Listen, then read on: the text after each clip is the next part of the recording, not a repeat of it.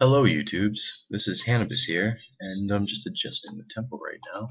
I'm going to be doing a series on FL Studio, basically for beginners, and taking it through to most of the knowledge that I might be able to help you guys out with, because I remember starting out on FL Studio was quite overwhelming.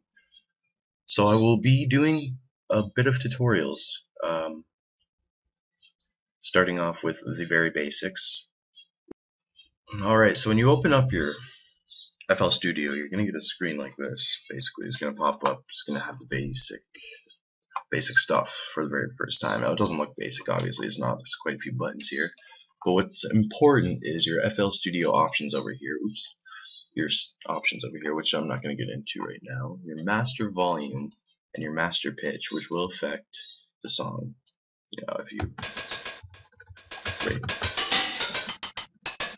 there you go. I'll reset that. You've got your pattern and song button, which will in effect change from your pattern, which is a single pattern, like this for instance, just a single kick in a pattern, to your song, which you can lay your patterns in and layer things.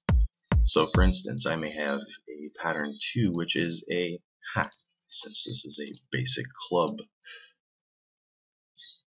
what's the word? A club, it's a template, that's what it is, a club template. So it switches from the single pattern, which would be your single hat, plus your single drum in pattern 1 and 2. It combines them into the song on your playlist, and voila. Now I just want to get this done kind of quickly because people are bugging me on Facebook and I need to finish this. So, yes, after that you've got your play, obviously you've got your stop, which does play and stop the song or pattern, whichever you have selected over here, which is always good to come back to this if you're having trouble figuring something out like I did at the beginning. Pattern song, that always fucking helps. Always know what pattern you're on in FL Studio 10, because if you're on the wrong pattern, or if you've previously clicked a different pattern up in your pattern or your playlist, it will select that and place it all crazy on your fucking playlist.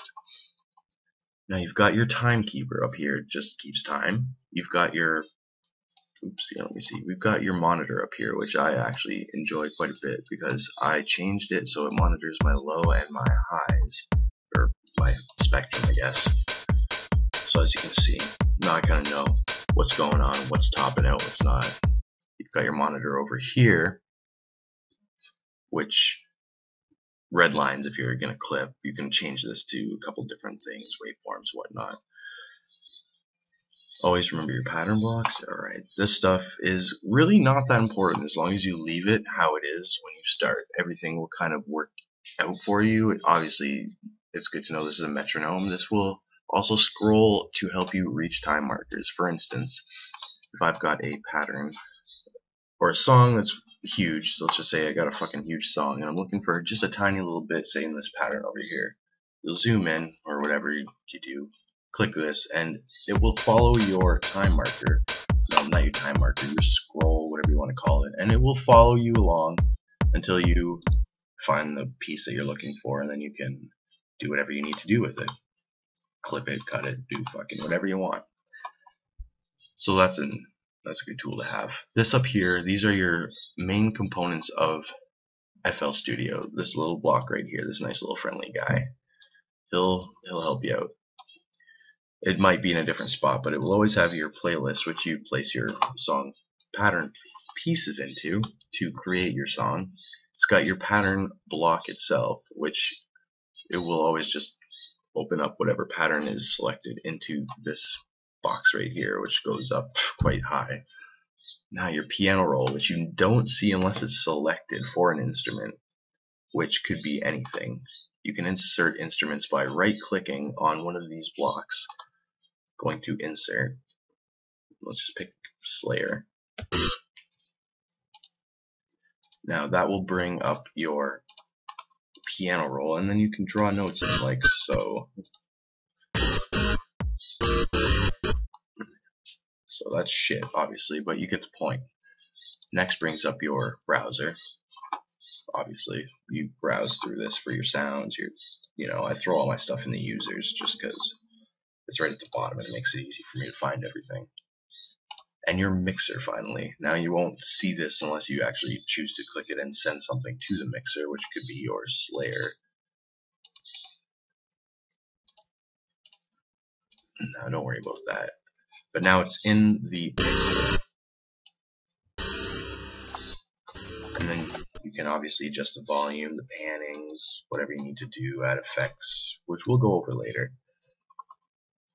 We've got your undo button, which undoes whatever you've just done. You can undo up to 20, or you can set the undo, I'm pretty sure, with the history in your options, but we'll go into that later. But it's good to, if you fuck up something, it's good to have an undo button, obviously. Save your file as whatever you want. You can zip things, you can put them into MIDI, you can put them into a WAV file or an MP3. Edison is also a pretty important piece of the musical puzzle, I guess you could say, if you're doing hard clipping or resampling. Anything really is great to have. It's an audio recorder, manipulator, chopper, EQ, cleaner. It's a great tool. We'll get into that also later. Record incoming audio, so you can click and record it into whatever you want, but I'm already fucking using all my sound drivers, so we won't do that right now. And last but not least, your settings, which shows you exactly how much time you've spent on the project. You can put in your title, your name, some info, your website perhaps. You can change also the time. So if you want a 3-4 or a 4-3 or a 6-16 or a, whatever you want, there you go. That's that. So I'll continue on with some more advanced, or, well, not advanced, very basic stuff, but I'm going to go over how you get started to make a song.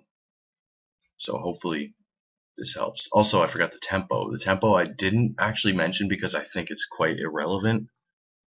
You can fucking make music at whatever tempo you want. I don't find the rules on the tempo thing to be really efficient, or I don't think there should be limits on music. So the tempo, whatever you want, you can edit it, you can tap it. If you've got a nice little beat in your head,